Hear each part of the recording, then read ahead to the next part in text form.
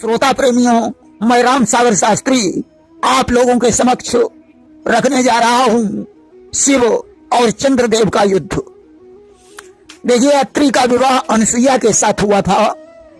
ब्रह्मा जी ने उन्हें सृष्टि की वृद्धि करने का आदेश दिया।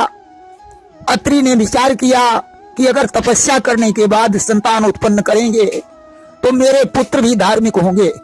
इसलिए उन्होंने 100 वर्षों तक कठोर तपस्या की। ब्रह्मा, विष्णु और शिव तीनों देवताओं ने उन्हें दर्शन दिए और वरदान मांगने को कहा।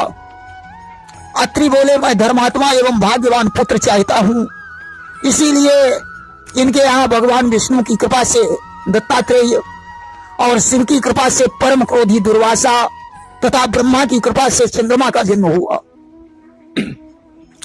मत्स्य पुराण के अनुसार जब अत्रि ने भीषण तप किया तो परमानंद उनके मन और नेत्रों में स्थित हो गया। उस समय भगवान शिव उनके मन और नेत्रों में विराजमान थे। शिव के ललाट में स्थित चंद्र के रूप में चंद्रमा प्रकट हो गए। अत्रि के नेत्रों से निकला हुआ तेज पृथ्वी पर फैल गया।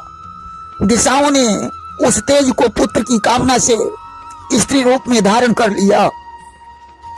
नारी रूप दिशा तवलीना और धारण तेज पुत्र हित कीना। 300 वर्षों तक उदर में धारण करने के पश्चात वे असमर्थ हो गईं। तब उन्होंने उस तेज का परित्याग कर दिया। ब्रह्मा ने उसे उठाकर एकत्र किया और तरुण पुरुष के रूप में परिणित कर दिया। सहस्र घोड़ों से युक्त रथ पर बैठाकर अपने लोक को ले आए। ब्रह्मर्षियों ने उसे अपना स्वामी मान लिया। पिता ब्रह्मादि देवता, गंधर्व और औषधियों ने सोम दैवत्य नामक मंत्रों से उसकी स्तुति की। इससे चंद्रमा का तेज और बढ़ गया। उस तेज समूह से पृथ्वी पर औषधियों की उत्पत्ति हुई और चंद्रमा का एक नाम औषधीश पड़ गया। प्रजापति दक्ष ने अपनी 27 कन्याओं का विवाह चंद्रमा के साथ कर दिया, जिन्हें अश्विनी, भरणी, रोहिणी, रेवती आदि 27 नक्षत्रों से जाना जाता है। सारी स्त्रियों में रोहिणी सबसे सुंदर थी, अतः चंद्रमा रोहिणी को बहुत पसंद करते थे।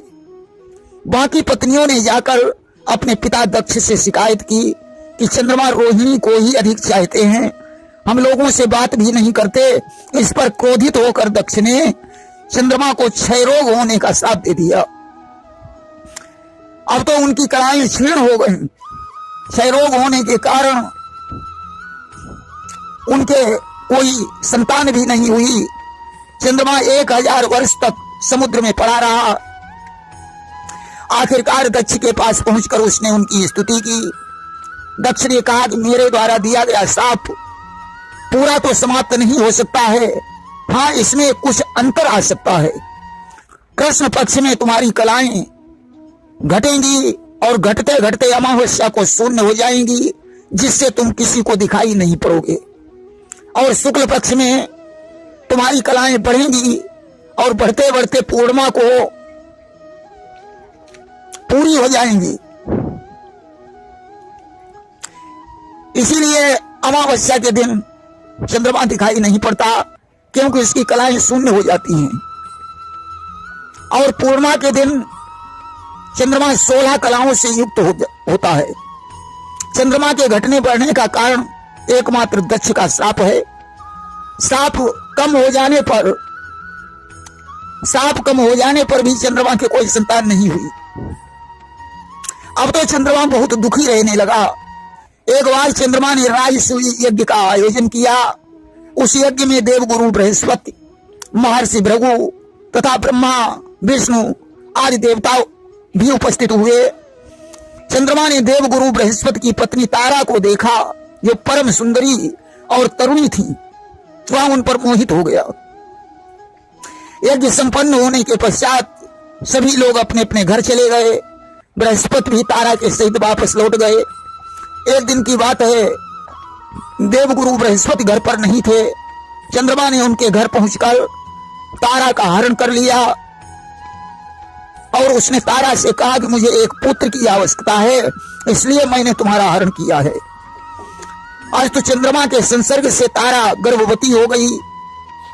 इधर बृहस्पति जी घर आए, उन्होंने तारा को नहीं देखा, योग से जान गए कि चंद्रमा ने तारा का हरण किया है। उन्होंने जाकर चंद्रमा से कहा कि मेरी पत्नी को वापस कर दो। चंद्रमा ने कहा कि मैं अभी आपकी पत्नी को वापस नहीं कर सकता हूं, उस समय के उपरांत मैं स्वयं आकर वापस कर जाऊंगा। बृहस्पति जी ब्रह्मा के पास पहुंचे, उन्होंने चंद्रमा की शिकायत की। ब्रह्मा जी ने जाकर चंद्रमा को समझाया और कहा, वत्स, बृहस्पति की पत्नी को वापस कर दो, यह अच्छी बात नहीं है। चंद्रमा ने कहा, पितामह, मैं तारा को अभी वापस नहीं कर सकता हूं, इसके लिए भले ही मुझे सारे ब्रह्मांड से क्यों न युद्ध करना पड़े, मैं करूंगा। जब चंद्रमा ने ब्रह्मा की बात भी नहीं मानी तो बृहस्पति जी भगवान शिव के पास पहुंचे। उन्होंने कहा, वामदेव, मेरी सहायता करो, चंद्रमा हमारी पत्नी को वापस नहीं कर रहा है। भगवान शिव ने कहा, तुम चिंता मत करो, मैं उसे युद्ध में पराजित करके तुम्हारी पत्नी वापस दिलवाऊंगा। आज शिव ने हाथों में अजगव धनुष उठाया और चंद्रमा के साथ युद्ध करने के लिए चल पड़े। कि शिव ने अजगव धनुष उठावा और युद्ध करन हित कदम बढ़ावा। उनके साथ में 1 अरब यक्ष सेना, 3 लाख नाग और 12 लाख किन्नर तथा 84 गण थे। उधर चंद्रमा को जब पता चला, उसने दैत्य और असुरों की सेना के साथ शनिश्चर और मंगल को साथ में लिया और युद्ध भूमि में उपस्थित हो गया। अब तो सेनाओं को उपस्थित देखकर सातों लोक भयभीत हो गए, पृथ्वी कांपने लगी। भगवान शिव ने आग्नेय अस्त्र लेकर चंद्रमा पर आक्रमण कर दिया। अब तो दोनों सेनाओं में घमासान युद्ध होने लगा कि लागे चलन विविध हथियारा और भयो युद्ध को बर नहीं पारा। युद्ध में नाना प्रकार के अस्त्र शस्त्र चलने लगे। शिव ने इस समय चंद्रमा पर ब्रह्म शीर्ष नामक अस्त्र का संधान किया। चंद्रमा ने सोमास्त्र चलाया। दोनों अस्त्र जिस समय आपस में टकराए, अब तो पृथ्वी, समुद्र, अंतरिक्ष भय से कांपने लगे। ब्रह्मा ने देखा कि अब तो इन अस्त्रों से संसार का विनाश हो जाएगा। ब्रह्मा जी देवताओं के साथ वहां प्रविष्ट हुए और दोनों अस्त्रों का निवारण किया। कि लख विनाश ब्रह्मा घबराए और देवन सहित चंद्र ढिंग आए। चंद्रमा से ब्रह्मा ने कहा कि तुम यह विनाश कार्य क्यों कर रहे हो? तुमने पराई स्त्री का हरण करने के लिए इतना भयंकर युद्ध किया कि तुम शांत स्वरूप होने पर भी कृष्ण पक्ष में पाप ग्रह के रूप में प्रसिद्ध हो जाओगे। जैसे दूसरे के धन को उसे लौटाने में कोई अपमान नहीं होता, उसी प्रकार तारा को लौटाने में तुम्हारा कोई अपमान नहीं है। आज ब्रह्मा जी की बात को मानकर चंद्रमा ने तारा को वापस कर दिया। बृहस्पति तारा सहित अपने घर चले गए। 1 वर्ष पश्चात तारा ने चंद्रमा के समान एक सुंदर पुत्र को जन्म दिया। कि यही विधि प्रसव काल नियर आयो और तारा ने सुंदर सुत जायो। बृहस्पति ने उसका जात कर्म संस्कार किया। ब्रह्मा आदि सभी देवता देवर्षियों के सहित बृहस्पति के घर पहुंचे। उस समय बच्चे को देखकर चंद्रमा ने कहा कि ये मेरा पुत्र है। बृहस्पति कहते हैं कि ये मेरा पुत्र है। दोनों के बीच झगड़ा होने लगा। ब्रह्मा जी ने तारा से पूछा कि संतान के बारे में उसकी मां ही भली प्रकार से जानती है, इसलिए तुम बताओ कि ये किसका पुत्र है। तारा ने कहा कि ये पुत्र तो चंद्रमा का ही है। आज तो बृहस्पति जी ने वह पुत्र चंद्रमा को दे दिया। चंद्रमा ने उसे लाकर अपनी पत्नी रोहिणी को समर्पित कर दिया और बहु प्रकार ते ही पालन कीना और बुद्ध नाम ताकर धरि दीना। उसका नाम बुद्ध पड़ा। ब्रह्मा जी ने उसे भूतल के राज्य पर अभिषिक्त कर दिया और ग्रहों की समता प्रदान कर दी। बुद्धदेव इलावत खंड में कुटी बनाकर तपस्या करने लगे। उनकी कुटी अंबिका वन से जुड़ी हुई थी, जिस वन में शिव पार्वती जी के सहित विहार करते थे। एक दिन विहार करते समय वहां सनकादिक ऋषि आ गए। उन्हें देखकर पार्वती जी को लज्जित होना पड़ा। आज तो शिव ने उस वन को श्राप दे दिया कि आज से जो इस वन में आएगा वह स्त्री बन जाएगा, कि यही वन नरया बई कोई अमोर श्राप ते नारी होई। इसलिए जो पुरुष उस वन में जाता था वह स्त्री बन जाता था। इधर साध्य देव मनु के यहाँ कोई संतान नहीं हुई, तो उन्होंने वशिष्ठ जी की सम्मति से यज्ञ का विधान किया। परंतु साध्य देव मनु की पत्नी की कामना पुत्री होने की थी, अतः यज्ञ के प्रभाव से इला नामक पुत्री का जन्म हुआ। साध्य देव ने वशिष्ठ से कहा, मुनीश्वर, मुझे तो राज्य सिंहासन हेतु पुत्र की आवश्यकता है। वशिष्ठ जी ने मंत्र के प्रभाव से उस पुत्री को पुत्र बना दिया। राजा ने उसका नाम सुदुम्न रख दिया।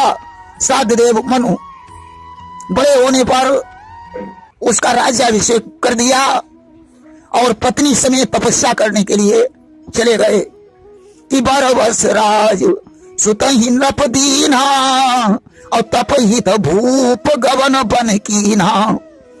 सुदुम्न राजा बन गया। एक दिन वह घोड़े पर सवार होकर अपने साथियों सहित शिकार खेलते खेलते अंबिका वन में पहुंच गया और अंबिका विपिन में जैसे ही उस नरराज का प्रवेश हुआ, वैसे ही सब साथियों सहित नरपति का नारी वेश हुआ। जो अंबिका वन में पहुंचा, उसका घोड़ा घोड़ी बन गया, उसके साथी स्त्री बन गए। वे एक पर्वत पर चले गए, वहां से गंधर्वों ने उठाकर अपने लोक को ले गए। प्रद्युम्न स्वयं नारी रूप में इधर उधर घूम रहा था। तब तक इसे बुद्ध देव की कुटी दिखाई पड़ी। बुद्ध ने इसे देखा, इसने बुद्ध को देखा, दोनों एक दूसरे पर मोहित हो गए। अस्त उस नारी रूप सुदुम्न का बुद्ध के साथ विवाह हो गया। कालांतर में बुद्ध के संसर्ग से पुरूरवा नामक पुत्र का जन्म हुआ। इसीलिए पुरूरवा को इला का पुत्र कहा गया है, क्योंकि यह इला से सुदुम्न बना और सुदुम्न से फिर इला बन गया। पुत्र जन्म के पश्चात सुदुम्न ने वशिष्ठ जी का ध्यान किया। वशिष्ठ जी वहां प्रकट हो गए। प्रद्युम्न ने रो रो कर अपनी कर्म कथा सुनाई। वशिष्ठ जी ने गौरी जी का ध्यान किया। गौरी जी प्रकट हो गई। वशिष्ठ जी ने कहा, देवी हमारे शिष्य का कल्याण करो। गौरी जी बोली, ये श्राप हमारे पति ने दिया है, इसलिए मैं संपूर्ण श्राप को तो नहीं मिटा सकती हूँ। यह 1 महीने पुरुष रहेगा और 1 महीने नारी रहेगा। कि हाँ, इतना ही हो सकता है, इसमें कुछ अंतर आएगा। मास भर रहेगा नारी रूप, मास भर पुरुष दिखलाएगा। सुदुम्न जब पुरुष बन गया तो अपने पुत्र पुरूरवा के सहित अपनी राजधानी को लौट आया। जब वह पुरुष रहता था तो राजकाज की देखभाल करता था। स्त्री बन जाने पर बीमारी का बहाना बनाकर महलों में पड़ा रहता था। आखिरकार उसने अपने बड़े पुत्र पुरूरवा को सिंहासन पर बैठा दिया और अपनी पत्नी से पैदा होने वाले 3 पुत्रों को दक्षिण देश का राज्य दे दिया और तपस्या करने जंगल को चला गया। पुरूरवा से जो वंश चला वह सूर्यवंश और शेष 3 पुत्रों से जो वंश चला वह सूर्यवंश कहलाया। प्रेम से बोलिए वृंदावन बिहारी लाल की जय।